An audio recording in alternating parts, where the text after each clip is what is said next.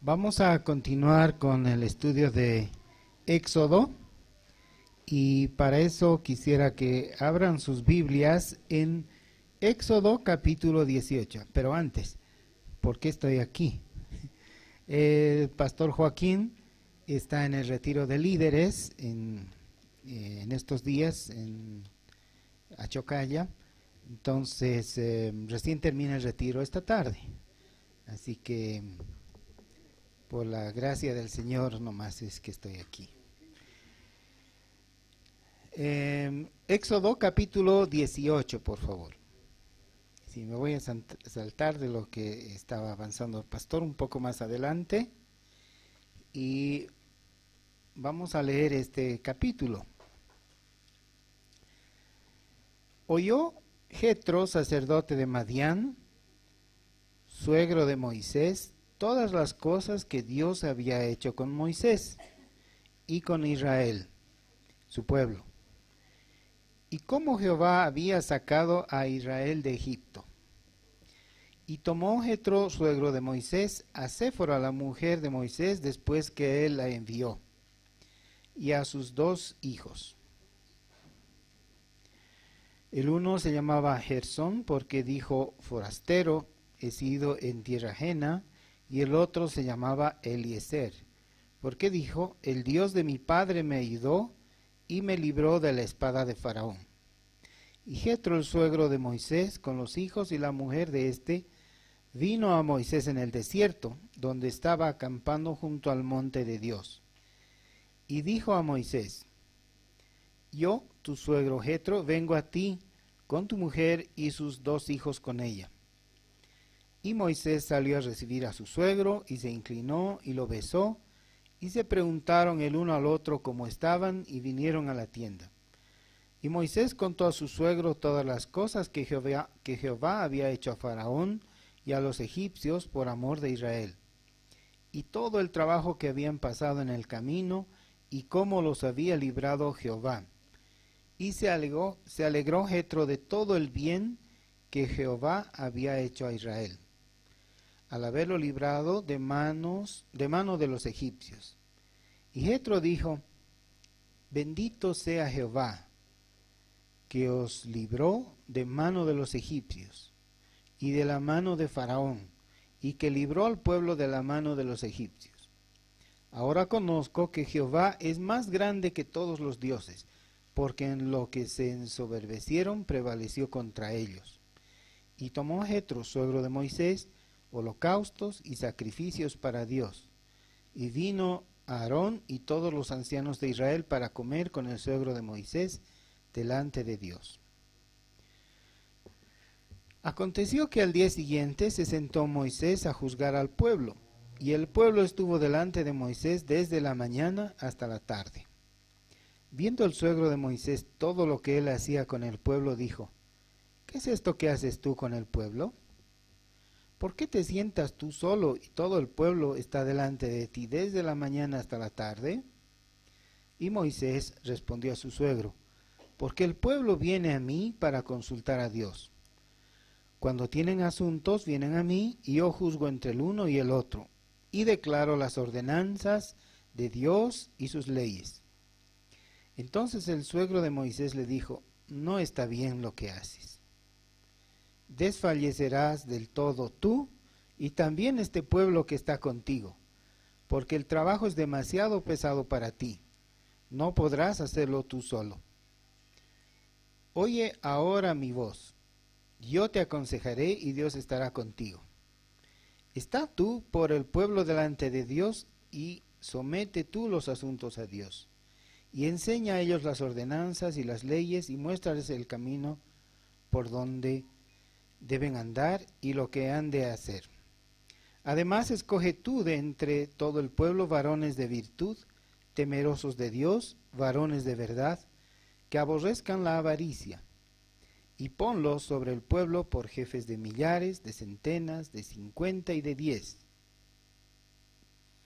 Ellos juzgarán al pueblo en todo tiempo, y todo asunto grave lo traerán a ti, y ellos juzgarán todo asunto pequeño.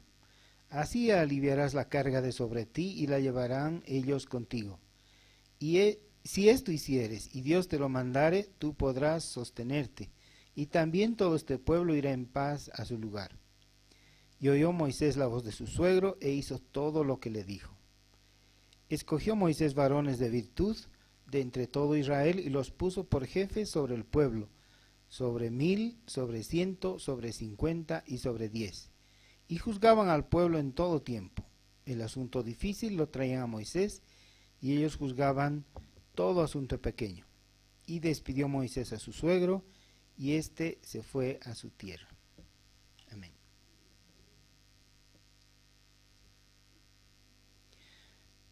Padre nuestro, Señor, te damos gracias por tu provisión de alimento material, alimento físico, pero también del alimento espiritual, de tu palabra, Señor.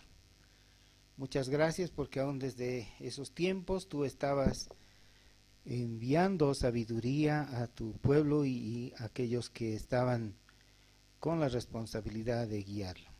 En el nombre de Jesús te rogamos que nos hables, Señor. Amén. Muy bien, entonces si nos ponemos en contexto, en esa época, dice que su suegro había visitado a Moisés. El suegro, ¿qué se llamaba? Jetro. Pero si vemos al momento en el que explica cuando conoció a su esposa y se casó, también tenía otro nombre, ¿no? Pero ambos significan lo mismo, es Jetro.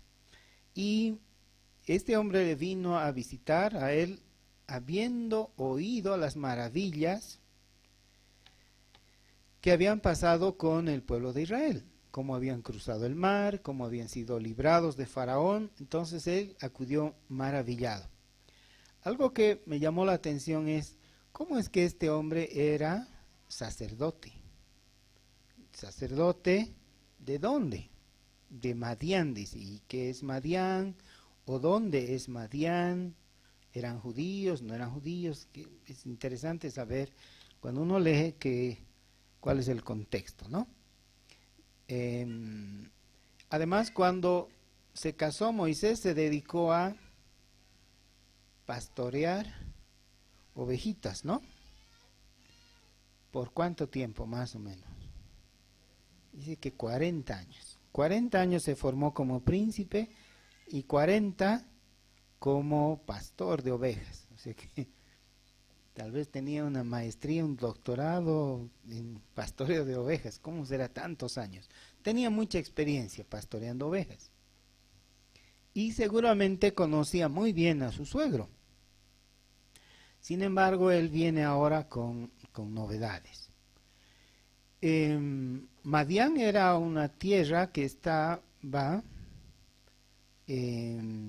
al norte, en realidad no está, está entre África y Asia, ¿no? Del canal de Suez al este, es una pequeña tierra, y el nombre recibe de un descendiente de Abraham.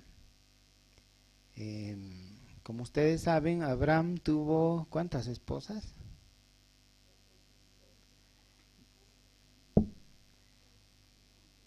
¿Una o dos? Tuvo dos, ¿no? Con la última esposa. Es decir, todos sabemos que fue papá cuando ya estaba bordeando los 100 años, ¿no? Sí. Y luego que enviudó se volvió a casar. Sí. Entonces, tuvo más hijos. Uno de ellos era Madián, y es esa tierra en la que era sacerdote Jetro. Pero es muy interesante, aún no había dado el Señor las tablas de la ley, y ya era sacerdote. Entonces dice que es probable que no haya sido un sacerdote como ahora entenderíamos a un sacerdote israelita, sino que Madián estaba rodeado de pueblos que eran paganos, ¿no? O que tenían dioses que no eran Jehová, eran adoradores de otros dioses, y posiblemente Jetro no era un un hombre que conocía de Jehová cabalmente. Empezó a oír más de él cuando sucede este episodio. Conoce lo que ha sucedido con Egipto y va a buscar a Moisés sorprendido, ¿no? Y luego que escucha con más detalle lo que Moisés le cuenta, dice que se alegró de todo el bien que Jehová había hecho a Israel al haberlo librado de mano de los egipcios. Y también dice que pronunció, ¿no? Bendito sea Jehová. Si no era hasta entonces creyente, seguidor de Jehová, ahora lo era, ¿no? Bendito sea Jehová, que os libró de mano de los egipcios y de la mano de Faraón, y que libró al pueblo de la mano de los egipcios. Ahora conozco que Jehová es más grande que todos los dioses, con minúscula, porque en lo que se ensoberbecieron prevaleció contra ellos.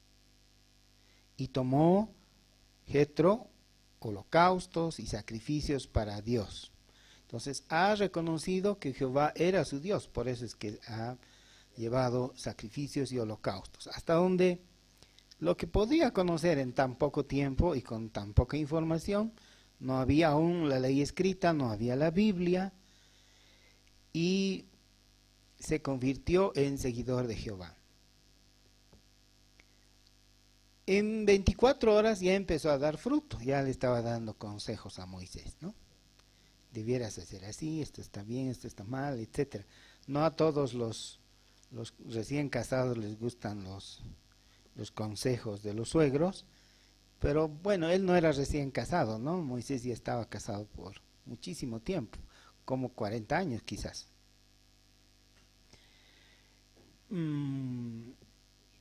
¿Qué es lo que le ha recomendado? Dice que, primero, ¿cuántos miembros habrán habido en el pueblo judío en ese tiempo, en el pueblo de Israel, en el que ha salido de la tierra de Egipto? Dice que eran 600,000 varones de a pie. Eso significa que los que eran bebés o mujeres tal vez no estaban contados entre esos 600,000. Entonces hay discusión, algunos dicen ha debido ser, si cada familia tenía 5 miembros, alrededor de 3 millones de personas. Otros dicen no, tal vez eran solamente los varones y tal vez la otra mitad eran mujeres, entonces eran 1.2 millones de personas. Lo cierto es que eran muchísimos, ¿no? Si solo fueran 600,000 ya es una gran multitud. Por ejemplo, ahora aquí debemos haber menos de 200 personas y necesito micrófono. ¿Cómo habrá sido en esos tiempos? ¿Cómo habrá sido que él se sentaba, dice, desde la mañana y todo el día estaba escuchando las preguntas, los reclamos, las disputas de los del pueblo? Y entonces quedaba agotado él y quedaban también seguramente muchos sin poder haber accedido. Si hacemos una estadística nomás aquí corta, ¿cuántos de nosotros hemos tenido la ocasión de hablar con el pastor Joaquín sobre asuntos personales en esta semana? No voy a decir que levanten la mano, pero creo que serían pocas manos, ¿no? O en el mes, etcétera. Dar una atención de calidad a todas las personas no es fácil si son muchas personas. Entonces, inmediatamente Jetro le da consejo muy sabio. Le dice que va a desfallecer. Primero le dice, no está bien lo que haces. O sea, no le ha dicho que es pecaminoso, que es impío, que está haciendo algo contra Dios, sino que le ha abierto el entendimiento, le ha dado una vista desde otra perspectiva. ¿Cuántas veces nosotros tenemos una visión parcial de las cosas? Hay un ejemplo que me gusta mucho mencionar cuando estoy dando algunas de las clases, y es que Suponiendo que aún no hubieran salido los televisores de pantalla plana. Bueno, acaban de salir, pero no los conocíamos bien. Y sentamos a dos personas, a una que va a mirar el televisor nuevo de frente y a la otra que va a mirar de costado. Y les preguntamos, ¿qué te parece el televisor nuevo? El que mira de costado posiblemente nos va a decir, es como una radio. Solo se escucha, no se ve nada, es así una barrita negra, pero no se ve imagen, solo se escucha. El que tiene acceso a la parte de adelante va a decir tal vez que le gusta porque ve las imágenes, parecen reales, etcétera. Ambos están viendo el mismo televisor, quizás al mismo tiempo, pero están teniendo diferentes perspectivas, diferentes experiencias. Están percibiendo de diferente manera. Lo mismo pasa con nosotros cuando percibimos el mundo. Percibimos el mundo conforme a lo que hemos sido criados. Si nuestros padres tenían ciertas ideas sobre las personas, es muy probable que nos las transmitan, ¿no? Conozco a un hermano que es stronguista de corazón y cuando lo ponía como ejemplo decía, ¿y en qué momento les ha enseñado a ser stronguistas a sus hijos? ¿Les ha dado clases? ¿Qué ha hecho? No ha hecho nada, solo ha vivido él como stronguista y los otros han captado el ser hinchas, ¿no? Sin darse cuenta. Y con la fe sucede algo similar. Si en nuestra casa tenemos una fe que profesamos los padres, es lo más probable, si lo hacemos genuinamente y la vivimos, lo más probable es que los hijos también van a abrazar esa fe, ese punto de vista de cómo vemos e interpretamos las cosas, aún nuestra forma de razonar, etcétera. Las positivas, pero también las negativas.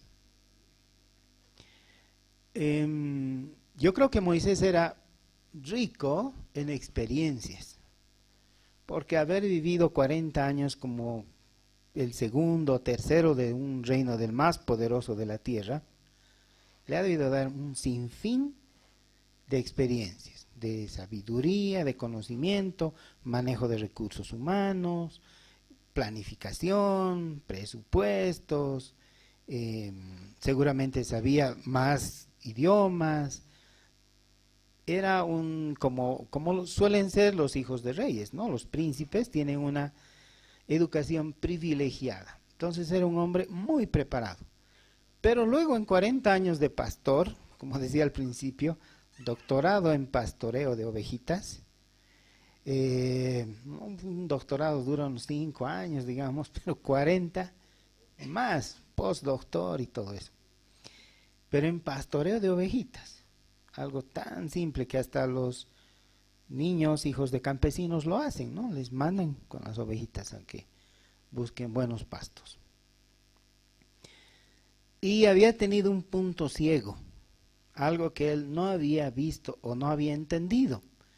Y era que como Jehová le habló a él directamente y no le explicó en esta parte que su suegro le está explicando, y le dice, no es posible que atiendas bien, no vas a dar una atención de calidad. Más bien haz esto otro, le da la otra perspectiva, ¿no? Y le dice que debe pedir ayuda, que además esos que le van a ayudar, dice, yo te aconsejaré y Dios estará contigo. O sea, este hombre me parece genial, ¿no? Se convirtió ayer, hoy día ya está diciendo de parte de Dios las cosas. Está tú por el pueblo delante de Dios y somete tus asuntos a Dios. O sea, tu conexión con Dios debe ser directa. Y pregúntale a Él. Enseña a los otros las ordenanzas y las leyes y el camino por donde deben andar y lo que han de hacer. Es decir, les está diciendo el cómo van a hacer. y que escoja además, dice, del pueblo varones. Bueno, aquí están las competencias que debieran tener estas personas. Dice que debieran ser varones de virtud. Punto 1. Segundo punto, temerosos de Dios. Tercer punto, varones de verdad. Y cuarto punto, que aborrezcan la avaricia. Repito, ¿no? Varones de virtud, temerosos de Dios, varones de verdad y que aborrezcan la avaricia. Y ponlos sobre el pueblo por jefes de millares, si eran 600,000 nomás, y ahí necesitaba 600 de esos. Pero además de centenas, de 50 y de 10. Las familias eran grandes, entonces personas que vean 10 miembros de una familia más o menos, ¿no? Y así sucesivamente. Entonces era una estructura piramidal la que le he explicado que debiera ser. Y se ha dado el lujo de decir, de parte de Dios te estoy hablando.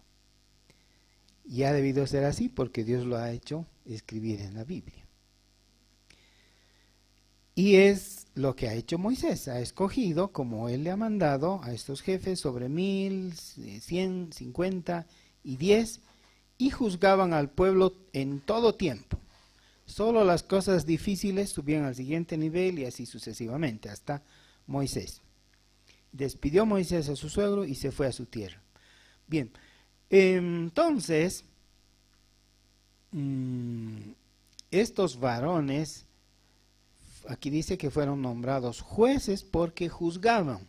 Ahora uno diría, pero ¿cuánto crimen se cometía para que hayan tantos jueces? Aquí nomás no hay tantos jueces. Jueces porque emitían juicios. Es decir, juzgaban las cosas, los sucesos, las intenciones, etc. Y no necesariamente eran jueces que estaban con procesos judiciales manejando todo el tiempo, por un lado. Por otro lado, eran esclavos hace 3 meses, o sea que menos de 3 meses aún. Su conocimiento de las leyes, etcétera, no ha debido ser muy grande. Por eso es que su perfil decía esas 4 cositas, ¿no? ¿Cómo eran? Tenían que ser virtuosos, temerosos de Dios, tenían que ser, al decir varones de verdad, no es que hay varones de mentiras, sino que eran hombres que vivían y profesaban la verdad, no estaban con disimulos, medias verdades, apariencias, fingiendo, poses, nada de eso, varones de verdad. ¿Y qué más era? No avaros. ¿Y qué tiene que ver la avaricia con estos juicios? Es decir, su interés no tenía que ser las ganancias de los otros, no tenían que ver a los otros como fuente de enriquecimiento, sino que tenían que verlos como personas que necesitaban ayuda para esclarecer lo que no estaba claro, para iluminar aquello que les parecía que no era muy claro. ¿Cuántas veces les ha pasado que, digamos, se sientan con el pastor Joaquín y le empezamos a preguntar? Y le preguntamos, ¿no? ¿Y qué de tal cosa y de tal tema? Y si, digamos, pasa aquello, ¿y cuánto se puede fumar o se puede beber? Y si solo es una copita, y si está con agua, o no sé, cualquier idea que tengamos. Y nos gusta preguntarle, ¿no? Y que él nos ilumine y nos diga, esto es así. Eso tenían que hacer ellos. Tenían que aplicar su buen juicio. Lo que ahora llamaríamos sentido común. ¿Ya? Así que no necesariamente eran jueces con su toga y todo, y culpable, inocente. No, estaban iluminando el entendimiento de los otros, en grupos de 10, de 50, 100, 1000. Seguramente los de 10 se juntaban de 5 grupos y eran iluminados, explicados, se les aclaraban las cosas por los que estaban sobre ellos, sobre los de 50, y esos sobre los de 1000, y así, o bajo los de 1000, etc. Entonces esta pirámide, que es así, ¿no? La pirámide, en realidad era una pirámide así, invertida, porque era una pirámide de servicio. Moisés servía a los de 1000, de varios miles, ellos a los otros y así sucesivamente, porque no era por apetito de ganancias, no dice aquí que les pagaban por cada juicio que hayan dicho, etcétera, ¿no? Dice que ellos iban a juzgar, a dar su opinión, su juicio sobre los asuntos más pequeños y así sucesivamente. Los más difíciles nomás llegaban hasta el servidor de abajo, Moisés. Al ser temerosos de Dios, genuinamente, ahí se está asegurando que lo iban a hacer bien, con temor de Dios, o coram Deo, que significa delante de la presencia de Dios. Bien, eso era en el Antiguo Testamento. Vamos a saltar ahora al Nuevo Testamento. Nos vamos a ir a Timoteo, 1 Timoteo.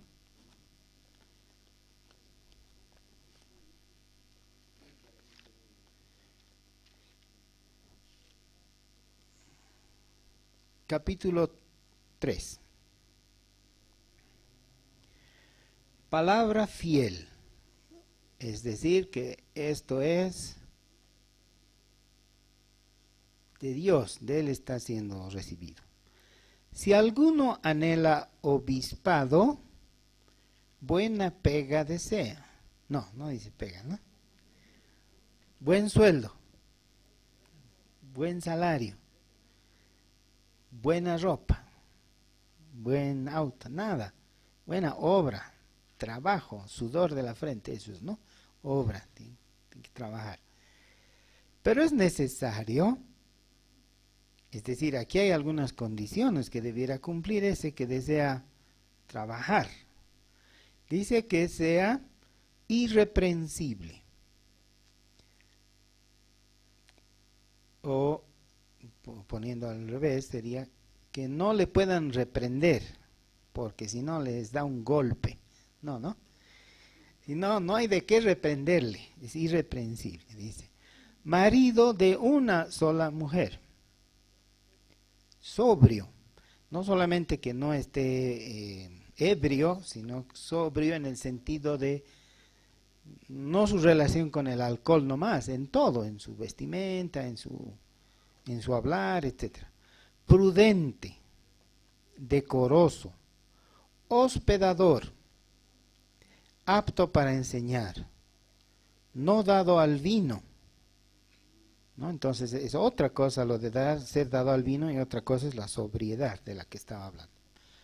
Apto para enseñar, también no dado al vino, no pendenciero. Es una palabra un poco antigua, ¿no? Mi abuelita nos decía, pendenciero cuando nos peleábamos. No peleador. No codicioso de ganancias deshonestas. Otra vez está recalcando, como hace muchísimos años, que no sean codiciosos de ganancias deshonestas. Antes dijo que no tenían que ser, que no estén buscando eso, ¿no? Sino más bien al contrario, que sea amable, apacible, no avaro, que gobierne bien su casa, que tenga a sus hijos en sujeción con toda honestidad. Pues el que no sabe gobernar su propia casa, ¿cómo cuidará de la iglesia de Dios? No un neófito, no sea que envaneciéndose caiga en la condenación del diablo. También es necesario que tenga buen testimonio de los de afuera, para que no caiga en descrédito y en lazo del diablo. La lista de competencias para esos obispos se ha endurecido un poco, ¿no? Es más exhaustiva, hay más detalle.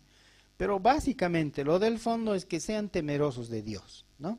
Quizá si estas personas del Antiguo Testamento en la época de Jetro eran temerosos de Dios, no hubieran sido codiciosos de ganancias deshonestas, ni dados al vino y todo ese detalle. Básicamente se parecen los perfiles. ¿Y para qué los ha escogido a los del Antiguo Testamento? Dice para que juzguen. Ay, ¿no era que en Lucas dice no juzguéis para no ser juzgados?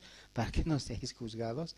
Sí, pero eso se está refiriendo a juzgar al prójimo, a darle una categoría de culpable o de inocente o de básicamente hacer prejuicios sobre los otros, ¿no? Sin que le corresponda, porque claro, alguien tiene que juzgar. Por ejemplo, cuando se habla de ojo por ojo y diente por diente, ¿significa que hay que vengarse?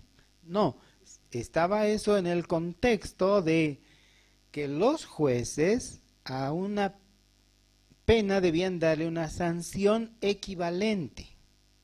Si era un ojo que perdió la persona, algo equivalente a la pérdida del ojo. Y si fue un diente, algo equivalente a eso. Es decir, que los jueces den, que hagan sus juicios de manera justa, penas equivalentes a las faltas, a eso se refería. Ahora, dice que a estos hombres que los ha puesto en el Antiguo Testamento no solo era para ese tipo de juicios, sino para además enseñar e iluminar, porque al final eran ex esclavos, hace poquito que eran esclavos, ¿no? En el Nuevo Testamento habrá una instrucción semejante, porque ahora lo que hemos leído dice, el que quiere ser obispo, buena obra desea. O sea, es deseable, es bueno, digamos, que quiera eso. Y vamos a saltar ahora por un instante un pasaje que me gusta mucho y que ya alguna vez lo he compartido, está en Juan capítulo 21. Juan 21:15. Cuando hubieron comido, Jesús dijo a Simón Pedro, Juan 21:15. Esto ya es luego de la resurrección, ya Pedro ha negado a Jesús, así que ha dejado de ser discípulo, ahora ya no es Pedro, otra vez es Simón, ¿no? Simón, hijo de Jonás, su apellido más, Simón, hijo de Jonás, ¿me amas más que estos? Le respondió, sí, Señor, tú sabes que te amo. Él le dijo, apacienta mis corderos. Volvió a decirle la segunda vez, Simón, hijo de Jonás, ¿me amas? Pedro le respondió, sí, Señor, tú sabes que te amo. Le dijo, pastorea mis ovejas.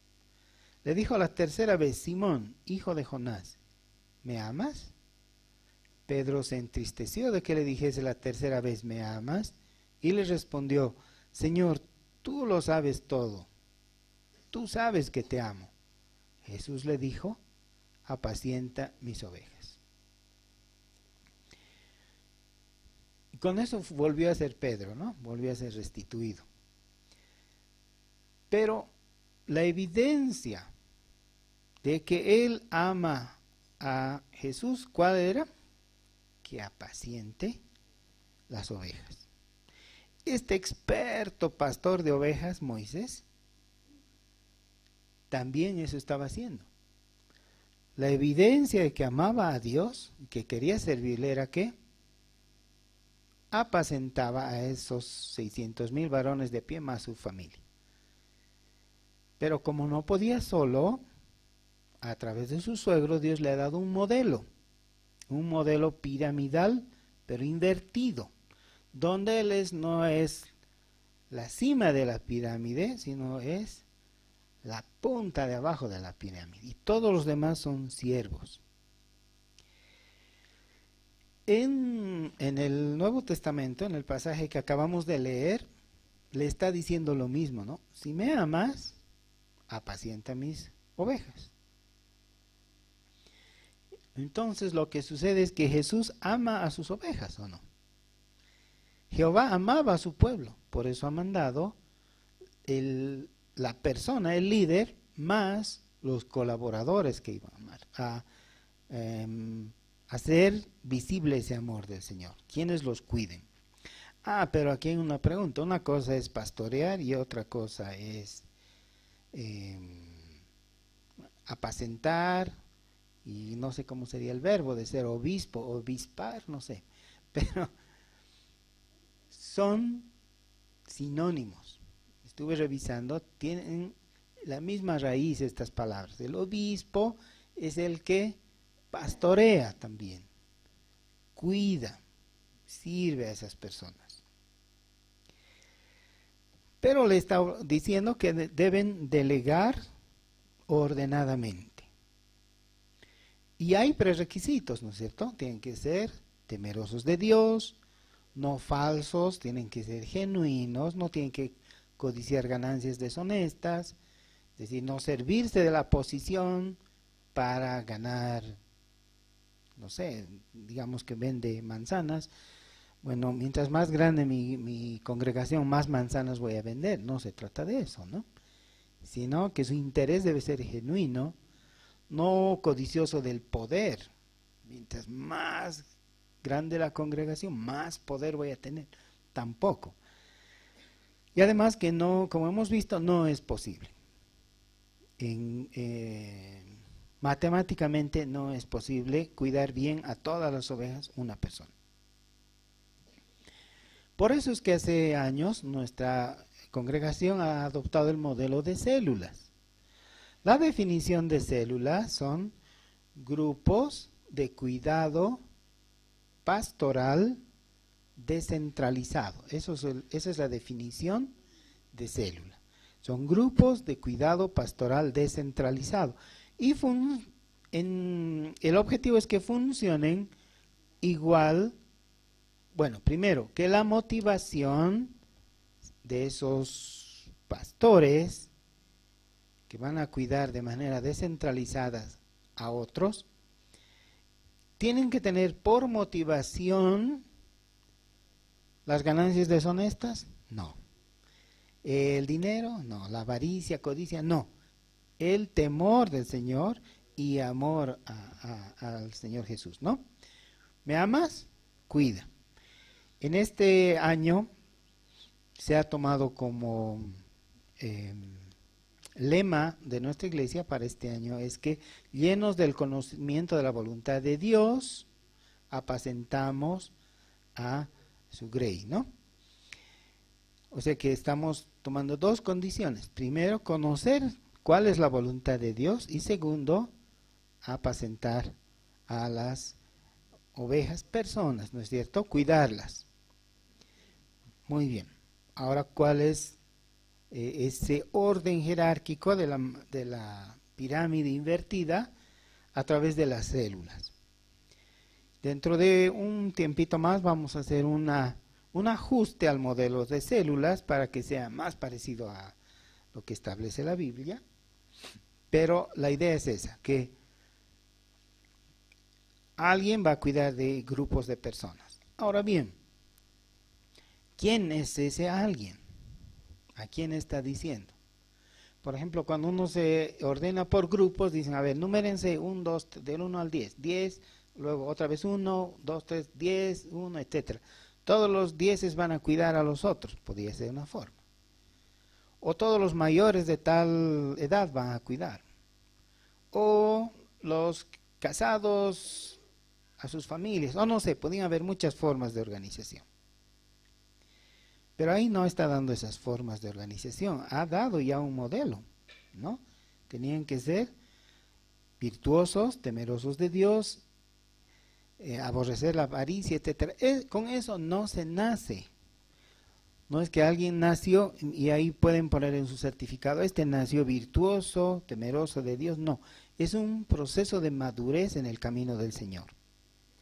Y a eso es a lo que debiéramos tender. Ahora bien, ¿se acuerdan del episodio de Abel y Caín, no es cierto? ¿Quién mató a quién? Caín a Abel. Y Dios le pregunta, ¿dónde está tu hermano? ¿Será que Dios no sabía que lo mató? Sí sabía. Lo que estaba haciendo al preguntarle es que se dé cuenta cuál era su posición ahora y qué había hecho con su hermano. Y la respuesta, ¿qué fue? ¿Soy acaso yo guarda de mi hermano? Insolente todavía, ¿no? ¿Soy acaso guarda de mi hermano? Si nos preguntan, ¿eres guarda de tu hermano? ¿Qué debiéramos responder? ¿Acaso yo soy guarda de mi hermano? Otro que le pastoree, yo no. Yo estoy ocupado ganando dinero. En una ocasión, en la esquina de mi casa había una señora que dejaba su basura cerca de mi puerta por mucho tiempo. Y dije, ahora sí que la voy a pescar. ¿Quién será? Me quedé por ahí. Y la señora viene y deja su basura ahí delante mío. Y digo, señora, ¿por qué deja su basura en mi puerta, cerca de mi puerta? Si el basurero viene 3 veces al día por esta calle, el carro basurero. Es que yo trabajo, me dijo. Ah, bueno. Los demás no trabajamos entonces. O los que ponen basura en la calle son los que trabajan y los que ponen al basurero los que no trabajan. No, es ambas cosas hay que hacer, hay que trabajar y también botar la basura a su lugar. Y tenemos que servir al Señor y al prójimo sin que eso signifique que somos desempleados, ni mucho menos. Ambas cosas tenemos que hacer, ¿no? No podemos dar la excusa, ¿acaso soy guarda de mi hermano? La tendencia en este tiempo es a ser individualista, ¿no? Es muy atractivo ser individualista. ¿Qué me importa? Yo me encierro en mi casa, que esté cómodo y listo, que alrededor hagan lo que quieran. Es incómodo ir a hablar al extraño, ir a hablar al vecino, ser amable o lo que fuera. Pero a eso nos está mandando el Señor. A que no digamos, ¿acaso yo soy guarda de mi hermano? Sino que le digamos, sí, Señor, ¿a quién voy a cuidar? ¿Qué necesito? Ah, bueno, necesitas ser varón de verdad, temeroso de Dios, aborrecer la avaricia. Ah, muy bien, me voy a amoldar, me voy a alinear a esos requisitos y voy a cuidar a mi hermano. Que esa sea nuestra meta, ¿no? En este tiempo, que sabiendo lo que Dios quiere, lo pongamos en práctica, cuidando al hermano. Que el Señor les bendiga.